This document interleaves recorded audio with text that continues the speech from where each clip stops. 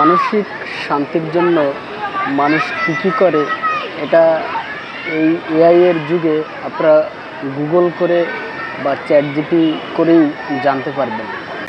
মানসিক স্বাস্থ্যের জন্য মানুষ ব্যায়াম করে, ধ্যান করে, বই পড়ে, হাঁটাচলা করে, খেলাধুলা করে, গান শোনে, গান করে। এখন এগুলো তো অশিক্ষিত, মূর্খ, বর্বর হলে বোঝা সম্ভব না। বুঝতে হলে তো বোঝার মতো বুদ্ধিমত্তা থাকতে হবে। আর আমাদের যে বুদ্ধিমত্তা এর লেভেল হচ্ছে 150। একটা জিনিস খেয়াল করে দেখবেন, আপনার মন যদি ভালো না থাকে আপনার শরীরও ভালো থাকবে না। তো শরীরকে ভালো রাখার জন্য মন অবশ্যই ভালো রাখতে হবে।